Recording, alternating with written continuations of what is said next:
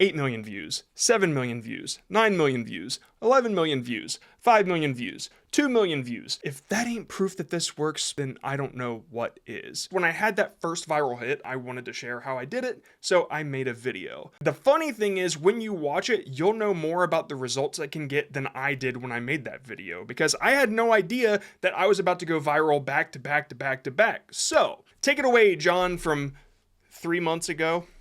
This video got over 5 million views, and it only took me 1 day to make. 8 million now. The reason that it did so well is because of the way that I crafted the story.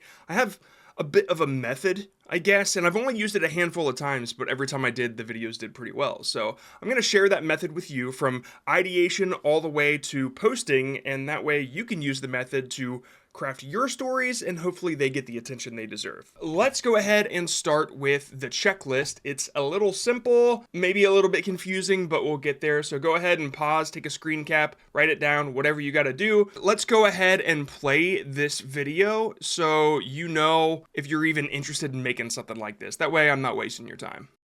This fire truck broke my toe. So I'm stuck driving behind this fire truck when I see it pull up to this giant water tower. Maybe they needed a refill, maybe it was on fire. I turned around to find out, and that was when I noticed that this was no ordinary water tower. This was a fire truck house. And that was the moment I decided I'm going in. So I'm walking up to the tower, but I see this coded security lock on the door, which pretty much told me that I ain't getting in. But how can I help you? It was awesome, but I was a little disappointed that you couldn't see all the way to the top. That was until I found out why you can't. Above the area where the trucks pull in, there's the spot where the firefighters sleep. And above that, there's actually a studio for a local TV station. Then above that is 2 million gallons of water. As if that wasn't enough, there was one more surprise I wasn't prepared for. As I was walking away from the tower, I slipped on the ice, and that's how this fire truck broke my toe. Okay, so right after I filmed all the footage for that video, I went to Taco Bell and I had a bit of a brainstorm session in the parking lot. Now, the beginning of this brainstorm session explains where this idea came from in the first place, so let's go ahead and play that and then we'll get into the technical stuff. So, I just came to Walmart to get some Excedrin, but on the way there, I see a fire truck and it felt like fate. Because before I left the house, I was looking at the local water tower, which happens to be a firehouse, and I thought that would be kind of an interesting place to get some content, like just to see what the inside looked like. And so I'm like right by Walmart, and then I see the fire truck, so I think, yeah, it's probably going back to that firehouse. So I decide to follow it, and sure enough, it led me there. As soon as I saw that fire truck pull in, that's kind of when the gears started turning, and I asked myself the most important question, which is, how can I turn this into a story? It would be really great if I could get inside. If I can't, I can still turn that into a story just by saying like that I was turned away or whatever. But yeah, luckily I was able to get in, and now it was time to start drafting the story. Now, before I play this next part, I just want to take a moment to say that brainstorming is messy, and every creator should know that. It doesn't start perfect, you have to build it up there. So that's why I want to show my brainstorming so you can see that a lot of the stuff that I say out loud didn't make it into the final. Yeah, so I'm thinking, so there I was driving to Walmart when all of a sudden I get caught behind this fire truck. By the way, when I'm brainstorming story drafts or whatever, I always start with, so there I was. It puts me directly into the story, and it kind of, it helps me flesh it out a little bit more, and usually it gets replaced with a hook. Now, my thought process on this has changed a little bit. I start stories one of two ways. Back then, I thought the So There I Was method was just a way to help me write stories. I had no idea that that was a way to go viral as well. So the two methods that I use are So There I Was, which is directly in the action of the story. Like, my friend and I are walking out of Walmart when blah, blah, blah. Okay, that's like us right in the story. Whereas this fire truck broke my toe is a hook. So yeah, I kind of wait until the story is completely written before I decide if I have a hook that's good enough, or if I'm just gonna start writing the story, which you'll see me make that decision here shortly. Or so I'm heading to Walmart and I get caught behind this fire truck. Or so I'm caught behind this fire truck in traffic for like 5 minutes. And then it leads to the water tower, and I'm wondering why it pulls into the water tower. Like, maybe the fire trucks refill at the water tower. Maybe they carry water, I didn't know. But as the fire truck passed, it pulled in, and as it passed, I saw that there was an entrance and it said firehouse, blah, blah, blah, blah, blah. And so I went inside, and the punchline at the end, because it's always nice to have a punchline, I accidentally slipped at the end, and I, like, thank God I got it recorded. I fell on my and so that's definitely how I want to end the video. It's just like, and then I fell on my Right, but it didn't. That's how I thought I wanted to end it, but something happened when I got home, which we'll get into. But for now, it was time to start writing up the scripts. Okay, so I have a long hook version here. It has like a little joke in there, a couple curiosity spots, and then I have a short hook, which just gets straight to the point. It's not as storytelling, so I'm gonna A/B test these. So that was my plan. I was gonna A/B test them. And what I meant by that is on Instagram, there is something called trial, where you can upload a reel and hit a button, and then it'll be a trial reel, where you put it out to an audience that isn't your own. And if it does well, then you can hit approve, and then it releases to your followers. So I was just going to upload both versions, the short hook and the long hook, and whatever one did better I would keep, and then I'd delete the other one so I didn't have repeated content. But then I took a lunch break right after I filmed that, and I noticed that I could feel the heartbeat in my foot, and I knew that I'd kind of hurt my foot when I fell at the fire station, but I didn't know how bad. So I took off my sock, and I realized that I had to write a new script because I had a new hook on my hands. So now I'd like to take a look at all those scripts. We have the three, the long hook, the short hook, and the novel hook, which ended up being the final version. And I just want to talk about why I said certain things in certain ways, why certain things got deleted, and while we go through this, when we get to the novel, we'll check off the checklist and make sure that everything got hit. Okay, so let's start with the long hook. The long hook was the first one I started writing, and that was after the brainstorm at Taco Bell. So this is kind of where I left off. I was stuck driving behind this fire truck when I saw it do something really weird. Okay, right there, we have the hook. When I saw it do something really weird. What was so weird? Right? So there's the curiosity. That's the question that you have just brought up. It pulled off the road, but not to a house or building. It pulled up to a giant water tower. So the first sentence could have been, I was stuck driving behind this fire truck when I saw it pull up to this giant water tower. But instead, I extended it into two sentences to build tension. That was the test that I wanted to do because I wanted to see what performed better on Instagram. Was it the longer storytelling version, or was it more of a simple, short, straight to the point, let's get to the punchline as fast as possible? Which again was me just thinking maybe Instagram doesn't want me to around and they just want me to get to the point. So I'm stuck driving behind this fire truck when I see it pull up to this giant water tower. So I circle back to see why, and that's when I noticed that's no ordinary water tower, that's a fire station. And at that moment I decided I'm going in. So the short hook is more of like the entire paragraph, making the viewer curious of what's inside the water tower, whereas the longer hook is more of following the fire truck the entire journey of getting into the building. The rest of those scripts, they basically match each other except for the beginnings, and that's where I stopped. I was going to start filming it after I ate lunch, but of course I stood up and I felt my foot, and that's when I wrote this next one. This fire truck broke my toe. Okay, let me just state something here. This is a joke to me. All right, to me, it's obviously a joke, especially when you get through the whole thing and you realize that I slip on the ice and it's obviously not the fire truck that breaks my toe. A lot of people understood that because they subscribed to it, they liked it, but those people we're going to call the silent majority, okay? Because the comments reflect a much smaller number of people that don't understand that it's a joke. I don't know. I can't fathom watching this and thinking that it's serious, but I guess that was unintentional hate. I guess we can check that off. I didn't mean to. There is a part in here that I did mean to get some hate engagement out of, but we'll get there here in a second. Okay, so this part of the method did change a little bit. Since haters are so quick to waste their time with content that they don't like, I thought it was a good strategy to kind of help them engage with the content. But I'd like to go ahead and update this from hate to just engagement in general, because after this video went viral, I found that through my other videos, it paid off just as much, if not more, to just get regular engagement in ways that were kind of unexpected. For example, one of my videos, I say the word low in, and a lot of people commented low taper fade because it's a meme. So you can kind of wrap up trends and memes somewhere in your video, and that might get a little engagement. One thing that I intentionally do at the end of my videos is I have the like button pop up and then the thumb goes up my nose just for like 2 frames. There are always, I'm saying thousands of comments. There are always people that are saying, why is no one talking about the like button going up his nose? But like the majority of comments are talking about that, so I don't know why they're saying it. But yeah, my stance is, as long as it doesn't distract from the story, it's worth it to put a little engagement bait.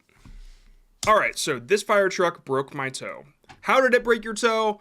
That's the hook. Let's check that box. And we're also gonna do the visual hook here, so let's bring up the edit. What I wanted to do is I wanted to show the fire truck and I wanted to show my toe in the most unique way possible. I had thought about showing just my toe and panning the camera up at the fire truck on the screen and then panning it down at my toe, but I think not showing my face wouldn't have been as easy to connect to. So I wanted a really unique angle here, and let me just show you what I originally did. I thought maybe I could use a mirror. So I would show myself and I could show my toe through a mirror. Like this. This fire truck broke my toe. This fire truck. Oh, sorry, I get it here in a second. This fire truck broke my toe. This fire truck broke my. This fire truck broke my. Damn it, right there. This fire truck broke my toe. Nope. This fire truck broke my toe. So I had gotten that one. It took a little bit to do, but I was gonna zoom in to the toe part, and like I did on the other one. But I realized that you couldn't quite see what was going on, the bruising on my toe or whatever. So here is what I came up with. What I did was I used the wide lens on my cell phone because it makes things that are up close look real dynamic. And so what I did was I rotoscoped myself out of the original footage, as you can see right here, and I brightened myself just a little bit. As for the footage behind me, I darkened it and blurred it right there. That was the original footage. So I really made myself pop out. And then, of course, I added the fire truck footage in between my rotoscope version and my background version. So I really pop out in front of it. And I did several different takes to try to get the perfect way to line up on my foot. And yeah, it just kind of worked out. I thought it was like really cool. And of course, as the fire truck goes away, you can see the background brighten up and unblur. So right there, you can see my head clip behind it, right? So that's where the rotoscope ends. And so I start blending in with the original footage. Then I zoom in to how gnarly my toe looks. So that was as hooky as I could make it while showing all of the relevant information that I should have shown. And yeah, it seemed to work. So anyway, let's go ahead and check that visual hook. A visual hook just kind of needs to stand out. The other day, I was watching this dude who does VFX, and where he's standing on the stairs here, I thought, wow, that's a really cool visual hook. So next time I have a story where stairs are involved, I might start on the stairs just to have that type of shot. I really like that. Anyway, so I'm stuck driving behind this fire truck when I see it pull up to this giant water tower. Maybe they needed a refill, maybe it was ironically on fire. Before it got to the millions of views, when it was at like 70,000, I noticed that the retention dipped at this part. Let me explain why I think that is.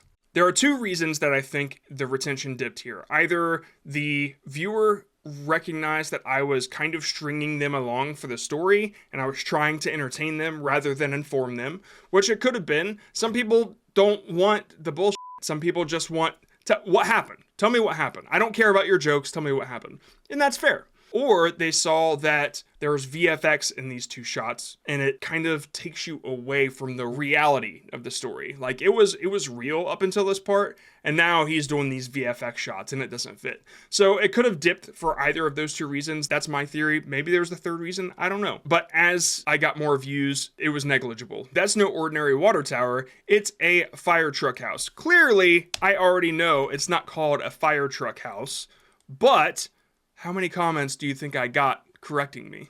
57. I went through and I counted. That's 57 people that wouldn't have commented if I didn't put it in there. You know, that's 57 more points of engagement for that video just because I was joking. You know, I said fire truck house. When it comes to hate bait, you're trying to get somebody to correct you, usually, because they want to feel superior. They want to feel like they're better than you. So you put a mistake in there and you let them correct you because they probably don't got a lot going on in their lives. And honestly, it's just like, it's an act of compassion. You're just trying to make them feel better. I guess I wouldn't even call it hate bait. And that was the moment I decided I'm going in. This was real powerful because mixing up voiceover with real audio always feels good. It feels like it brings you into the story. And that was the moment I decided I'm going in. So I'm walking up to the tower, but I see this coded security lock on the door. When you're making your stories, that is something that you have to look out for. You really should look at the but. Like, but this happened. Like, I'm walking up to the tower, but, okay, but what? But I'm scared to go in. Or, but somebody stops me. Or, but my phone rings. Like, just these things, anything can come up, right? And so the lock on the door, I do remember thinking, maybe I'm not going to get in. But it wasn't that big of a deal. When I got home and I looked at the footage, I'm like, oh, maybe that is a big deal. And as for the buzz, that didn't really happen. I'll show you what I mean. Right here. It's just a buzz sound effect that I added. There's nothing that he buzzed. I just got in. Like, without it, this is actually what the sound was. But that was it. That's all it sounded like. But the buzz just felt right. All right, how can I help you? I was just seeing if I could blah, blah, blah. And in the script, I made these smaller to remind myself that I was going to lower the volume there so I could have the voiceover come over it and say, it was awesome. That has nothing to do with storytelling. I just figured I'd explain it if you were curious why I did that. Either way, this is a nice little bit of dialogue, so it's always kind of nice to include dialogue when you can. It was awesome. But, okay, but what? What is the next obstacle? I was disappointed you couldn't see all the way to the top. Okay? Until I found out why. Bam, another hook. Why can't you see all the way to the top? Why? What's happening? And right here, I have, and the reason blew my mind. I have it really, really dark, just in case I would want to come back to it. But I didn't include it for two reasons. One is because it's a little cheesy, more like BuzzFeed-ish. And two, people are already more than halfway through the story. They're sticking around. I don't need to string them along. I don't need to build any more tension. I think the bullshit meter would have gone off. And the reason blew my mind. John, you did not need to say that sentence. Just fucking tell me. When it comes to storytelling advice, you'll hear a lot of people say, storytelling is all but and therefore. But this happened. Therefore, this. But this. That's how you build the story. That's how you build tension. And, I don't hear anybody ever say, but because. And this is a prime example of but because, okay?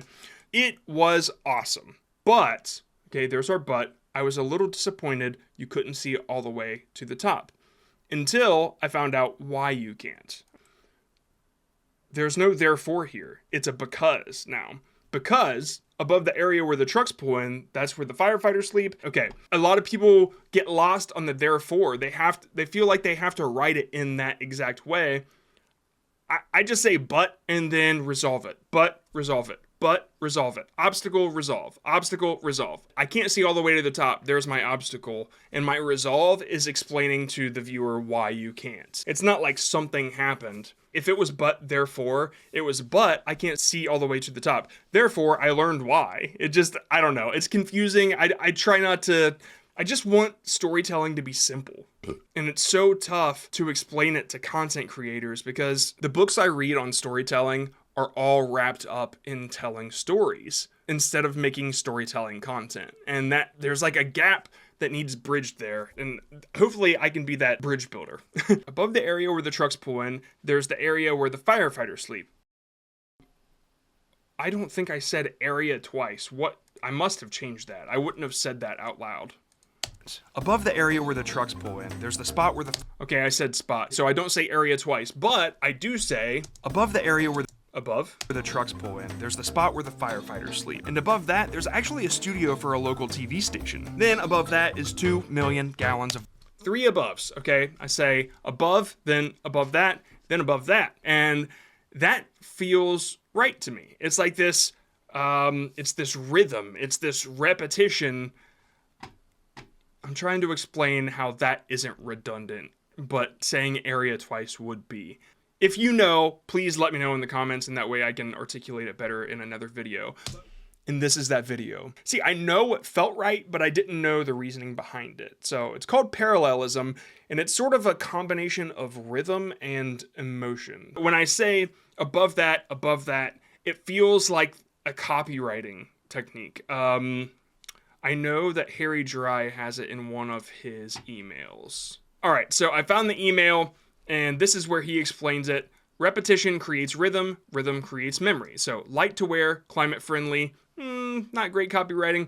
Light on your feet, light on our planet. It's catchy. Obviously, light on your feet, light on the planet. That repetition of light on, that is more impactful than above that, above that. But I'm just saying that that's kind of where my head was at when I was writing it. And then above that, then above that, then above that, it just felt like I was raising the stakes every time that I would say it.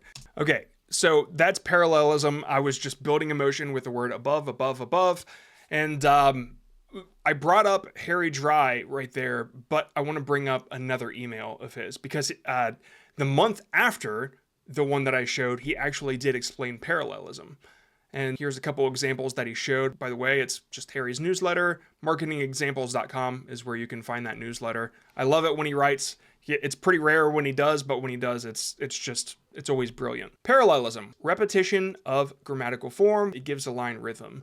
What he doesn't mention here is that it builds emotion, but maybe that's not in the definition. I don't know. I use it to build. I can name the emotions that these build. So in simplicity, really, oh, that's easy. That's the emotion that these build. One scoop, once a day, every day. Simple, and it's catchy, and it's got that same rhythm to it. Forget everything you know about insurance. Instant everything, great prices, big heart. It's just simplicity. I mean, that's what copywriting is really aiming to do, is just to make it simple for the customer. The refreshingly simple and remarkably effective project management platform. Yeah, simplicity. Okay. That one, refreshingly simple and remarkably effective, that doesn't feel like a good parallelism. That one's not a great example in my opinion. But yeah, that's where it's at. It's parallelism. I think building an emotion with it is really where I find purpose. Take that however you'd like, but parallel. All right, so 2 million gallons of water. Hook answered. Curiosity ended. Why am I going to keep watching? He explained why he couldn't see all the way to the top. Oh yeah, he did break his toe. What happened about the toe? In some stories, I won't take the hook all the way to the end. I will resolve the hook halfway through, but then bring up another one. But this one I took all the way to the end. And so all of the hooks in between the toe and the very end were all secondary hooks. Bam. Done, done, done. I call this parallel hooks. You've got the main hook, and then you get the secondary hooks, and that's parallel hooks. Makes sense to me. So let's just count the secondary hooks real quick. Stuck behind this fire truck, and I see it pull up to this giant water tower. So why is it at the water tower? This whole part is one hook. We're just gonna put one here. That was the moment I decided I'm going in. The I'm going in is another hook in itself. Wonder what it looks like inside, so I'm gonna count that. It's not a strong hook because I didn't say it out loud, but I do count that as a hook. I'm going in, people are gonna stick around to see what's in there. So I'm walking up to the tower, but I see a coded security lock on the door, which pretty much told me I ain't getting in. All right, this one is a short secondary hook because it immediately gets resolved, but it is an obstacle, and they want to stick around to see how the obstacle is resolved. How can I help you? I was just seeing if I could blah, blah, blah. It was awesome, but I was a little disappointed you couldn't see all the way to the top until I found out why you can't. All right, there's a secondary hook there, number 4, and the reason blew my mind. Nope. Above the area where the trucks pull in, there's the area where the firefighters sleep, but above that, there's a studio for a local TV station. Then above that, 2 million gallons of water. Okay, no hook in there. And then the final secondary hook. Now, as if that wasn't enough, there was one more surprise I didn't expect. All right, that is secondary hook number 5. I knew as soon as people got the answer here, they were probably gonna bail because they didn't get reminded of the broken toe. You're like 20 or 30 seconds into the story, you feel like you were there for the water tower the whole time. And then it's like, oh wait, what happened to the toe? I needed to bring that back into the story at the end, and I tried to do it as fast as possible, so. And gallons of water. As if that wasn't enough, there was one more surprise So, as if that wasn't enough, I have myself slide up on the screen and I go ahead and blur the background. Of that is 2 million gallons of water. As if that wasn't enough, there was... So I tried to get in there as fast as possible. And of course, I cut up the music. You can see it way, way down here. Yeah, it's just something that I cut out of the music to really accentuate the text. That is 2 million gallons of water. As if that wasn't enough, there was one more surprise I wasn't prepared for. Cool. As I was walking away from the tower, I slipped on the ice. Oh. Okay, so I slipped on the ice, and then I've got the loop there, and that's how this fire truck broke my toe. Okay, it's a joke. I almost forgot to finish off this checklist. Okay, so the punchline is this fire truck broke my toe, because it does the loop back, and that was the punchline, even though it didn't land for some people. Now, as for lizard, I don't think I put any lizard moments in this video, but I still want to explain it. By the way, if you haven't guessed already, lizard was a hook in this whole video, because you saw it in the beginning and you probably wondered what the hell is that, and I came up with the name. It fits. You'll understand what it means here in a second, but it fits, and it's like sort of extreme, and I figured that it would make you curious. So that was intentional, and you can call it whatever you want after you know what it is.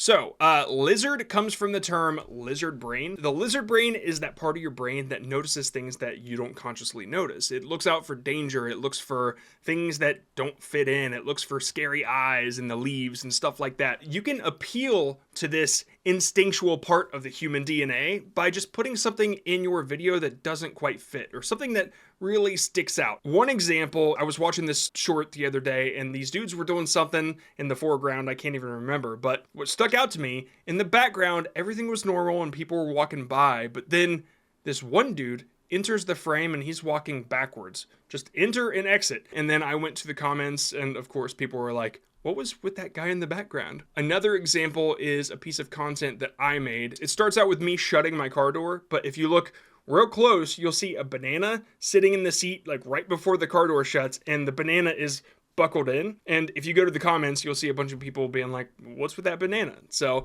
it doesn't necessarily help with storytelling, but it does help with a little bit of engagement. So the views that this storytelling method got were counted before YouTube made that shorts update that made everybody's views much larger than they are. So I was able to get a significant amount of money from this storytelling method. And if you want to know how much, just check out this video right here. You can learn how much you can make, and you can learn how to overcome that shorts flat line that everybody deals with. It's worth a watch.